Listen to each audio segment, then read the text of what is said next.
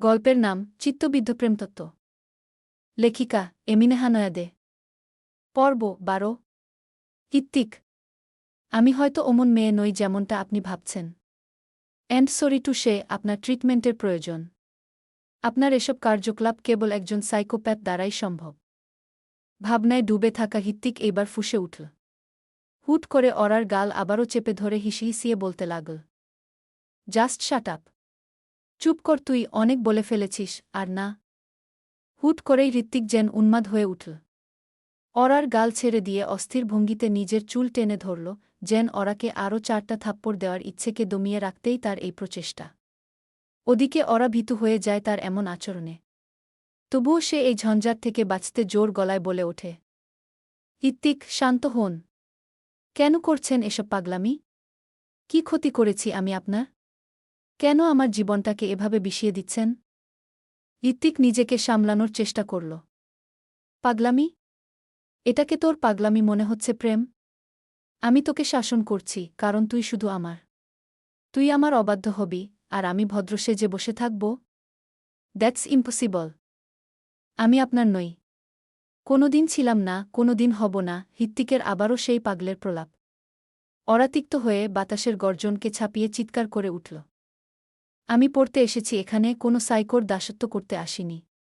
আমি নিজের পায়ে দাঁড়াতে চাই, নিজের উপার্জনে বাঁচতে চাই। অরার চোখ বেয়ে পানি গড়িয়ে পড়ল। ইত্তিক তাচ্ছিল্যের সহিত হেসে বলল, পড়াশোনা? নিজের পায়ে দাঁড়ানো? তুই সকালে ভার্সিটির ক্লাস বাঙ্ক করে মিস্টার ব্রাউনের ক্যাফেতে কফি বানাচ্ছিলি প্রেম। ওটাকে পড়াশোনা বলে না। তোর যদি পড়াশোনা করতেই এত অনিচ্ছা, যদি এখানেই কাজ করে দিন কাটাতে চাস, তাহলে তোর জন্য এর চেয়ে ভালো একটা অপশন আমার কাছে আছে গিউ। ইত্তিক অরার ঝুঁকে পড়ল। ফিসফিসি করে হাসকি টোনে বলল, তার চেয়ে ভালো হয় না যে তুই আমার সংসার করিস? আজীবন হিত্তিকের প্রেম হয়ে আমার বাচ্চা কাচ্চা পালিস? চল প্রেম, আজই তোর এই কাজের ইচ্ছেটা আমি মিটিয়ে দিচ্ছি। এখনই তোকে বাচ্চা এনে দেওয়ার পারফেক্ট ব্যবস্থা করছি আমি।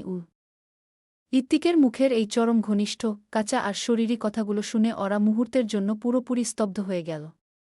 তার হ্যাজেল চোখ দুটো বিস্ময়ে আর চরম অস্বস্তিতে ঠিকরে বেরিয়ে আসতে চাইল। একজন নামকরা প্রফেসর, একজন পশ সোসাইটির রাইডার এতটা নিচে নেমে এই ধরনের কথা বলতে পারে, তা অরার কল্পনারও বাইরে ছিল।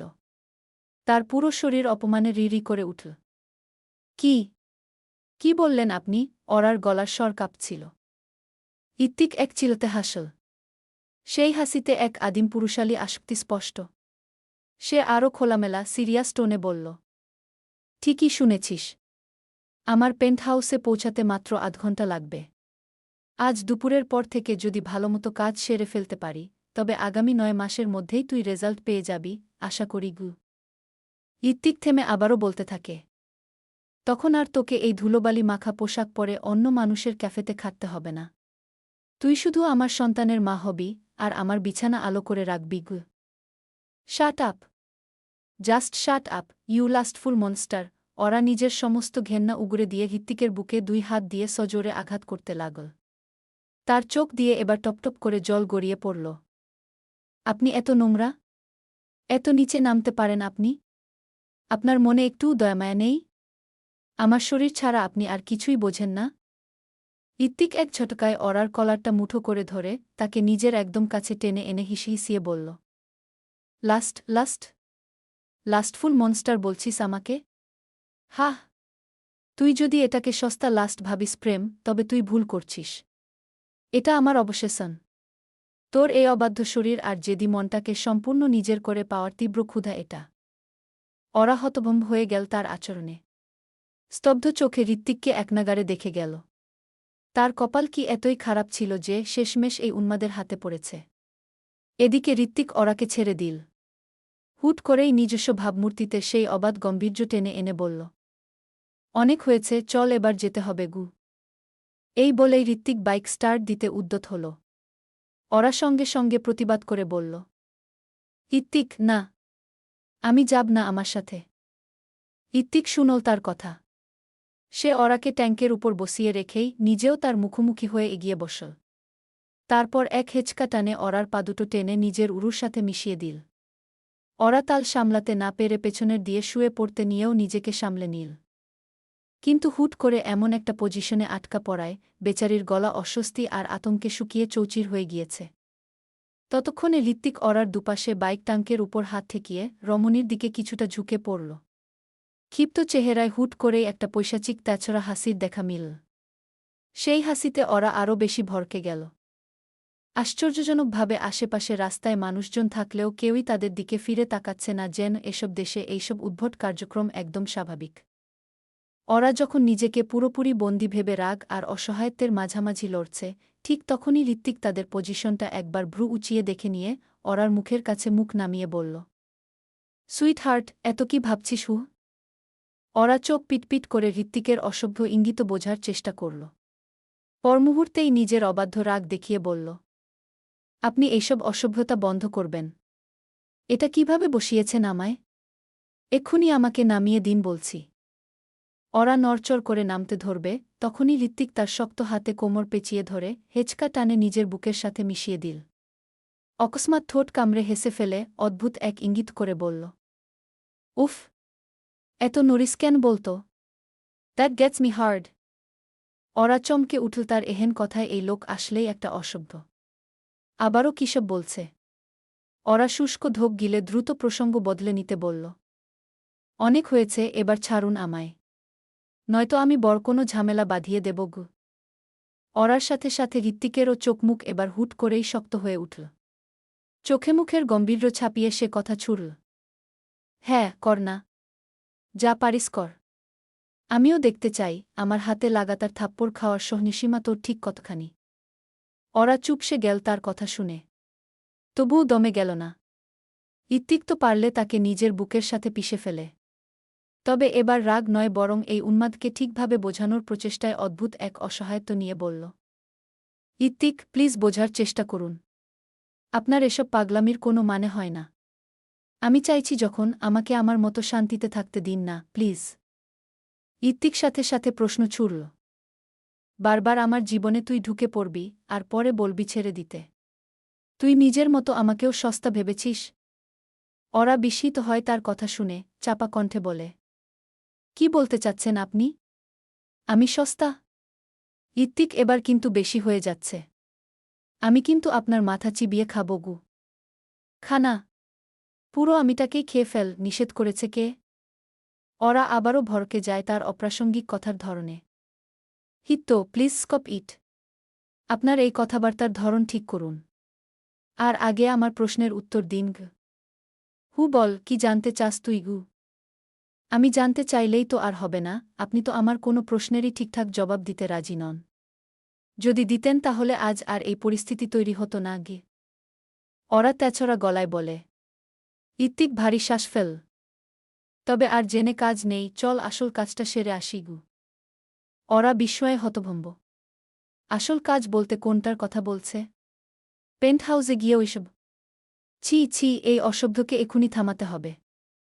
হিত্তো, থামুন বলছি। অনেক হয়েছে, আমায় ছেড়ে দিন, আমি চলে যাব গো। কে শোনে কার কথা?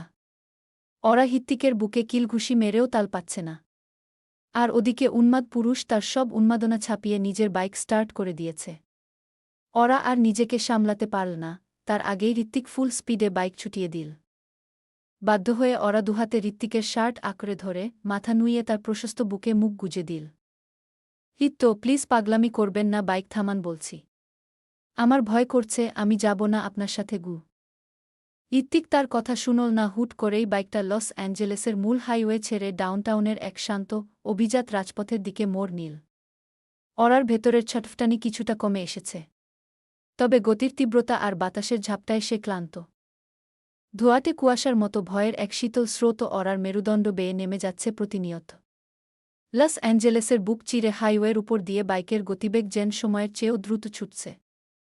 দুপাশে ডাউনটাউনের নিয়ন আলো আর আকাশচুম্বী দালান কোঠাগুলো এক লহমায় ঝাপসা অবয়বে রূপ নিয়ে মিলিয়ে যাচ্ছে। ক্যালিফোর্নিয়ার মধ্য দুপুরেও তীব্র ঠান্ডা বাতাসের ঝাপটা ওরার খোলা চুলগুলোকে অবাধ্যভাবে উড়িয়ে নিয়ে ঋত্বিকের চওড়া পিঠে আছড়ে ফেলছে। ওরা চোখ দুটো শক্ত করে বন্ধ করে রইল। ঋত্বিকের শার্টের কাপড়ে তার আঙুলগুলো এত জোরে চেপে বসেছে যে নখগুলো সাদাটে হয়ে গেছে। বুক চিরে এক তীব্র হাহাকার আর অসহায়ত্ব দলা পাকিয়ে আসছিল তার, কিন্তু এই উন্মাদ পুরুষের সামনে তা প্রকাশ করার সাধ্য যেন এই মুহূর্তে তার নেই। অবশেষে এক বুককাঁপানো ব্রেকের শব্দে বাইকটা এসে থামল একটি আধুনিক নিভৃত ভবনের সামনে, যার প্রবেশদ্বারে ছোট করে ইংরেজিতে লেখা, ইসলামিক সোসাইটি অব ক্যালিফোর্নিয়া, নিকাহ রেজিস্ট্রি অফিস। মুহূর্তের মধ্যে অরার সমস্ত শরীর অবশ হয়ে এল। এক অজানা আশঙ্কায় তার কণ্ঠনালী শুকিয়ে কাঠ। সে অবিশ্বাসের দৃষ্টিতে ঋত্বিকের দিকে তাকাল। ঋত্বিক তখন বাইক থেকে নেমে অরার কোমর উঁচিয়ে ধরে তাকেও বাইক টাঙ্ক থেকে নামিয়ে দিল। ঋত্বিকের চোখে মুখে কোনো অনুশোচনা নেই, কোনো দ্বিধা নেই, আছে শুধু এক বন্য, অনমনীয় জেদ। অরা দুকদম পিছিয়ে গিয়ে কাপা গলায় প্রশ্ন করল, এখানে এখানে কেন নিয়ে এসেছেন আমায়?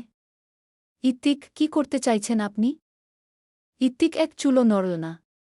তার দীর্ঘ অবয়ব দিয়ে সে অরার পালানোর সমস্ত পথ আগলে দাঁড়াল। সে ধীর পায়ে আরও কাছে এগিয়ে এসে অরার জেনানা কবজিটা খপ করে ধরে ফেল।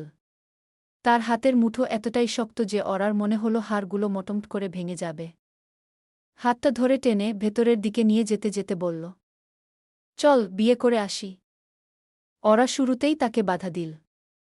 অবিশ্বাসের সাথে বলল, আবার কিসের বিয়ে? এসবের মানে কি? ঋত্বিক অরার চোখের গভীরে নিজের জ্বলন্ত দৃষ্টি নিবদ্ধ করে স্পষ্ট, গম্ভীর ও ভারী গলায় বলল, যেটার অবসান হওয়া দরকার ছিল অনেক আগে, আজ সেটাই করতে এসেছি। আজ তোকে আমি অফিসিয়ালি বিয়ে করব, Prem. No more games, no more damn excuses. আজ থেকে তুই লিগালি আমার, শুধুই আমার। অরা যেন আকাশ থেকে পড়ল। তার চোখের মণি দুটো বিস্ময়ে আর আতঙ্কে বড় বড় হয়ে গেল। এই লোকটা আসলেই একটা উন্মাদ। তখন বল বিয়ে মানে না, আর এখন আবার এখানে নিয়ে এসেছে নতুন করে বিয়ে করতে। সে নিজের হাতটা ছাড়ানোর জন্য সর্বশক্তি দিয়ে মোচড়ামুচড়ি শুরু করল, কিন্তু ঋত্বিকের সেই লৌহকঠিন বাঁধন আলগা হল না। বিয়ে? আপনি পাগল হয়ে গেছেন ঋত্বিক। আমাদের তো আগেই একবার বিয়ে হয়েছিল। আপনিই তো বললেন সে বিয়ের কোনো মূল্য নেই আপনার কাছে। তবে এখন আবার এই নোংরা নাটক কেন করছেন? ছাড়ুন আমায়। অরা প্রায় চিৎকার করে উঠল, তার গলায় কান্নার বেগ স্পষ্ট। ঋত্বিক এক ইঞ্চিও সরল না।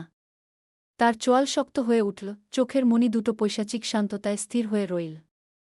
অরার ছটফটানিকে সম্পূর্ণ উপেক্ষা করে সে অত্যন্ত ডোমিনেটিং গলায় বলল, স্টপ ইট, প্রেম। একদম চিৎকার করবি না। আগের ওই বিয়েটা জাস্ট একটা পেপার ওয়ার্ক, আর কিছু ঝামেলার প্রেশার ছিল। সেখানে না ছিল তোর সম্মতি, না ছিল আমার অধিকার। ওই ড্রামায় আমি নিজেই তো বিয়ের কোনো কিছুই করিনি, না কোনো পেপারে সাইন করেছি, না নিজের মুখে কবুল বলেছি। তুই স্টুপিডের মতো একাই সব করেছিস।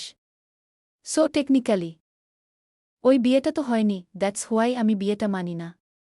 কিন্তু আজ আর কোনো লুকোচুরি, অনিয়ম হবে না। তুই চাস বা না চাস, আজ থেকে তোর নামের পাশে আমার নামটা পার্মানেন্টলি বসে যাবে, প্রেম আমার। শেষ কথাগুলো ঋত্বিকের বেশ জোর গলায় দাঁতে দাঁত পিষে বলল। অরা বিস্ময়ের তোপে একনাগারে ঋত্বিকের দিকে চেয়ে রইল। এটা কেমন মানুষ? এই মানুষটার কোনো মারপ্যাচি তো সে ধরতে পারছে না। তবুও অরা অনুনয়ের সাথে বলল, দোহাই আপনার ঋত্বিক, এভাবে জোর করবেন না। একটা বিয়েতে তো সাক্ষী লাগে, চেনা মানুষ লাগে। নিয়মকানুনের ব্যাপার আছে। সবসময় এভাবে পাগলামি করাটা কি ঠিক? এখানে আমাদের চেনা কেউ নেই, কোনো আয়োজন নেই। এভাবে বিয়ে হয় না, হিত্য। ঋত্বিকের ললাটে বিরক্তির ছাপ পড়ল। ইচ্ছে করল অরাকে দুটো কষিয়ে থাপ্পড় দিতে। পরমুহূর্তেই এক কুটিল ও তৃপ্তির হাসি হাসল সে। কথা না বাড়িয়ে অরাকে টেনে ধরে অফিসের ভেতরের দিকে এগোতে এগোতে কাটকাট গলায় বলল, সাক্ষী? কাম অন বেইব, এই দেয়াল, ওই আকাশ আর এই অফিসের স্টাফগুলোই কি যথেষ্ট না আমাদের বিয়ের সাক্ষীর জন্য? আর নিয়মনীতি বলতে রইল দেনমোহর? মিলিয়ন খানেক ডলারের একটা অ্যাকাউন্ট না হয় কাজী সাহেবকে লিখে দিতে বলব। দুদিন পর তোর ব্যাংক অ্যাকাউন্ট রেডি হলে পুরো টাকাটাই তোর অ্যাকাউন্টে পাঠিয়ে দেব। ডোন্ট ওয়ারি, ঋত্বিক এসব ব্যাপারে কখনো ডিলে করে না গি। সাক্ষী? কাম অন বেইব, এই দেয়াল, ওই আকাশ আর এই অফিসের স্টাফগুলোই কি যথেষ্ট না আমাদের বিয়ের সাক্ষীর জন্য? আর নিয়মনীতি বলতে রইল দেনমোহর? মিলিয়ন খানেক ডলারের একটা অ্যাকাউন্ট না হয় কাজী সাহেবকে লিখে দিতে বলব। দুদিন পর তোর ব্যাংক অ্যাকাউন্ট রেডি হলে পুরো টাকাটাই তোর অ্যাকাউন্টে পাঠিয়ে দেব। ডোন্ট ওয়ারি, ঋত্বিক এসব ব্যাপারে কখনো ডিলে করে না গি। অরা তার উন্মাদনা দেখে রুদ্ধশ্বাস ফেল। তবুও শেষবারের মতো তাকে বোঝানোর চেষ্টায় বলল, হিত্ত, বোঝার চেষ্টা করুন, এভাবে শুধু শুধু হুট করে কি। অরাকে কথা শেষ করতে না দিয়েই অরা বলে উঠল, এই মুহূর্তে তুই আমার হাতে থাপ্পড় খেতে না চাইলে দ্রুত আমার সাথে আয়, নয়তো ট্রাস্ট মি একটা থাপ্পড়ও নিচে পড়বে না গে। ঋত্বিক শক্ত করে তার হাত চেপে ধরল। অরা আর কথা না বাড়িয়ে গোমরা মুখ করে ঋত্বিকের সাথে এগোতে লাগল। মনে মনে বিড়বিড় করে বলল, কিছু হলেই থাপ্পড় দিতে চায় বজ্জাত লোক একটা। ভেতরের পরিবেশটা গাম্ভীর্যপূর্ণ এবং নিস্তব্ধতায় ঘেরা। টেবিলের উপাশে বসা ইমাম সাহেব চশমার উপর দিয়ে ঋত্বিক ও অরার দিকে তাকালেন। ঋত্বিকের আভিজাত্য, প্রভাব আর তার চোখের অবাধ্য হিংস্রতা দেখে কেউ কোনো বাড়তি প্রশ্ন করার সাহস পেল না। তাদের দেখে এটাও মনে হতে পারে যে ঋত্বিক যে এখানে অরাকে নিয়ে আসবে এ নিয়ে তারা আগে থেকেই অবগত।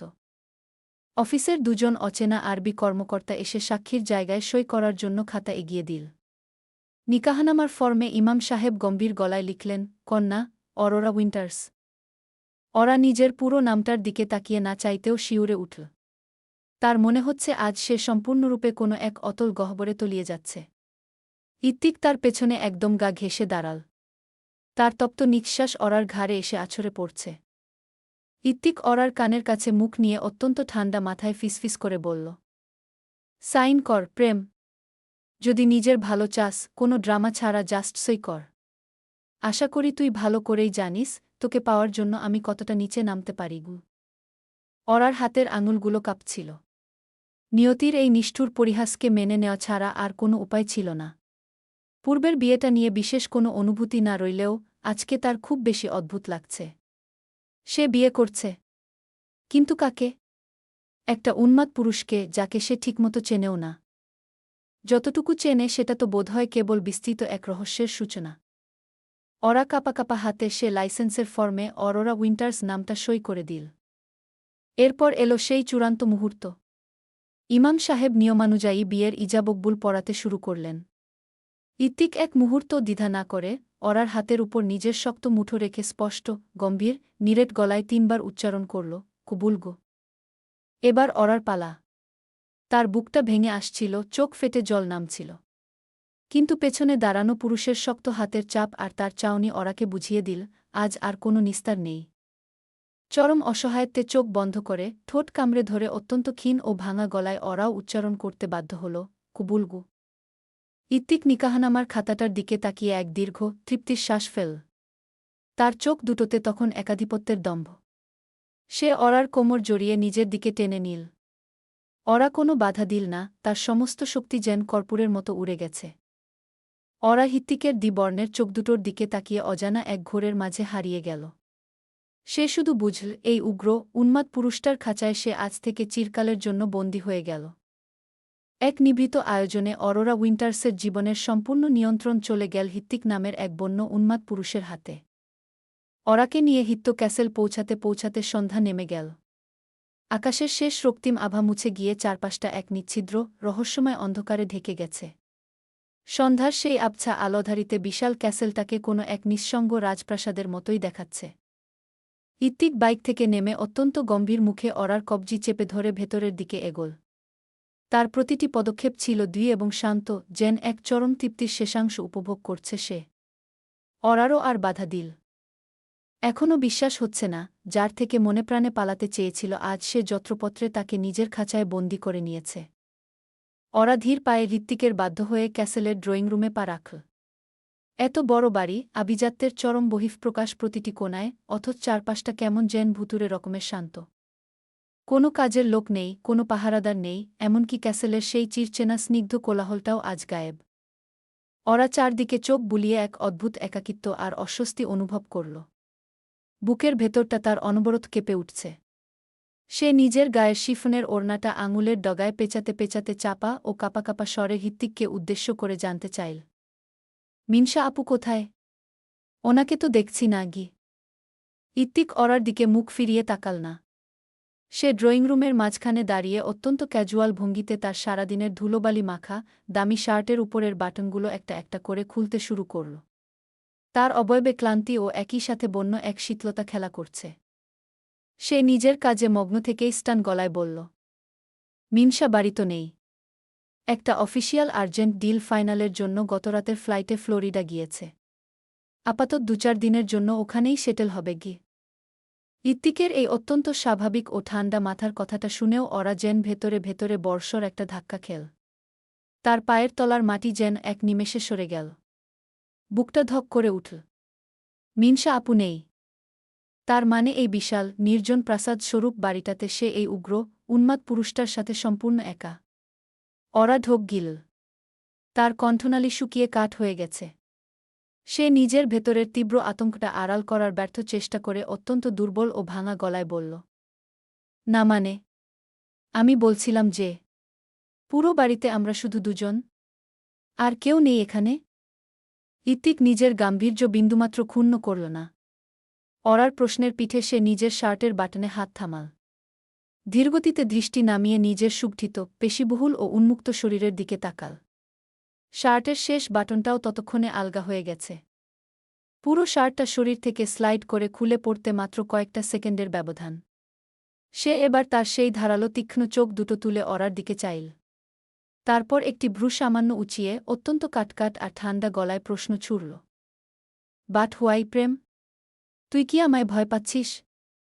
ইত্তিকের মুখে ওই প্রেম সম্বোধন আর তার চোখের ওই শিকারী চাউনি দেখে ওরার শিরদাঁড়া বেয়ে এক হিমশীতল স্রোত নেমে গেল। সে নিজেকে শক্ত করার চেষ্টা করে তোতলানো গলায় বলল, কি আশ্চর্য! আপনাকে ভয় কেন পাব? ওরার কথা পুরোটা শেষ হতে পারল না। তার আগেই যেন তার ফুসফুসের সমস্ত বাতাস কেউ কেড়ে নিল। ইত্তিক আর এক মুহূর্ত সময় নষ্ট করল না। সে তার গা থেকে শার্টটা সম্পূর্ণ খুলে একপাশে ছুঁড়ে ফেলে দিল। তার সেই দীর্ঘ, অর্ধনগ্ন ও সুঠাম পুরুষালী অবয়ব নিয়ে সে আচমকা চিতার গতিতে ওরার দিকে এগিয়ে এল। ইত্তিকের এই আকস্মিক আগ্রাসনে ওরা ভরকে গিয়ে দুপা পেছনে পিছিয়ে যেতে চাইল, কিন্তু পরক্ষণেই তার পেছনের নরম সোফার পিঠের সাথে পা আটকে গেল। ভারসাম্য হারিয়ে সে সোফার উপর উল্টে পড়ে যেতে নিয়েও কোনোমতে নিজেকে সামলে নিল। কিন্তু ততক্ষণে বড্ড দেরি হয়ে গেছে। ইত্তিক ওরার পালানোর সমস্ত পথ ব্লক করে তার একদম গায়ের উপর চলে এসেছে। তার চওড়া দুটি হাত সে ওরার দুপাশে সোফার হাতলে চেপে ধরল, যার ফলে ওরা সম্পূর্ণভাবে তার খাঁচায় বন্দী হয়ে গেল। ইত্তিক ওরার একদম নিকটে ঘেঁষে কিছুটা ঝুঁকে পড়ল। তার শরীরের তপ্ত ও উগ্র পুরুষালী ও সিডারউডের ঘ্রাণ ওরার নাসারন্ধ্রে এসে আঘাত হানল।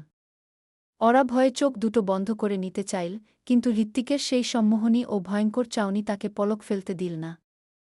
ইত্তিক ওরার কানের খুব কাছে নিজের ঠোঁট দুটো নিয়ে গেল। তার তপ্ত নিঃশ্বাস ওরার নরম গালে আছড়ে পড়ছে। ইত্তিক স্পষ্ট টের পেল তার সংস্পর্শে এসে রমণীর হার্টবিট যেন চিতার চেয়েও দ্রুত বেগে ছুটছে। মেয়েটা রীতিমতো কাঁপতে শুরু করছে, অথচ ভাব দেখাচ্ছে যেন তার কিছুই হয়নি। ইত্তিক তার এই নাজেহাল অবস্থা পরখ করে ক্ষীণ তির্যক হাসল। সে অত্যন্ত লোটনে এক গভীর হাস্কি কণ্ঠে ফিসফিস করে রমণীর কানের কাছে তপ্ত নিঃশ্বাস ফেলে আওড়াল, ডোন্ট ওয়ারি প্রেম পাখি। পুরো বাড়িতে কেবল আমরা দুজন নই, মিস ক্লিওপেট্রাও আছে গি। গল্পটা কেমন লাগলো অবশ্যই বলে যাবেন।